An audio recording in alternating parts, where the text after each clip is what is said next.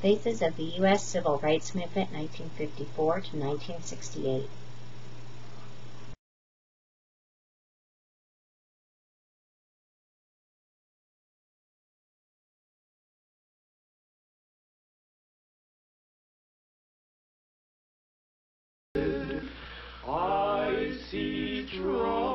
Montgomery, Alabama, 1960. City of the famous bus boycott. I see trouble in the air. The Dexter Avenue Baptist Church, whose pastor was Martin Luther King. Officers of the peace, citizens of Montgomery, waiting as Negroes prepare to march on the municipal building in support of sit-ins who demonstrate against lunch counter segregation. I see trouble in the air over my head. I see trouble in the air. No state with a record that approaches that of Mississippi in inhumanity, murder, brutality, and racial hatred. It is absolutely at the bottom of the list.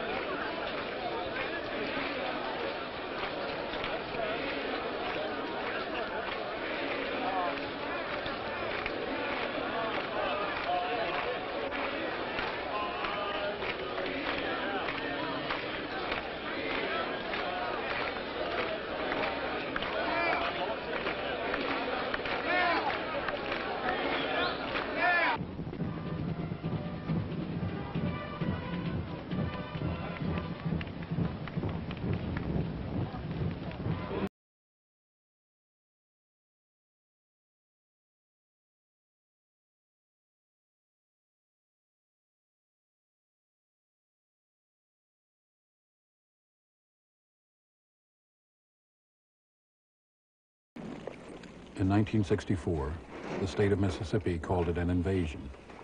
Civil rights workers called it Freedom Summer.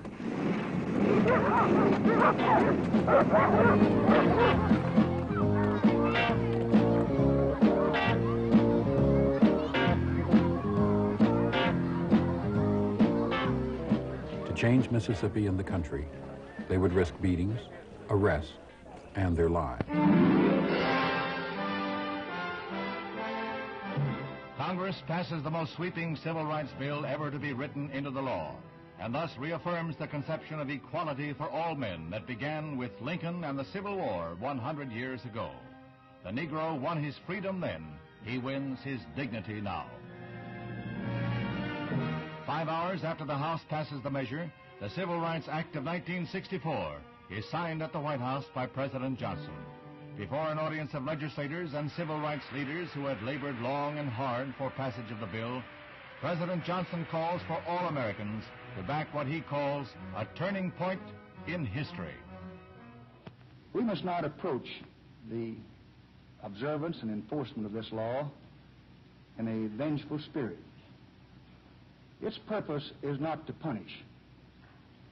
Its purpose is not to divide, but to end divisions. Divisions which have lasted all too long.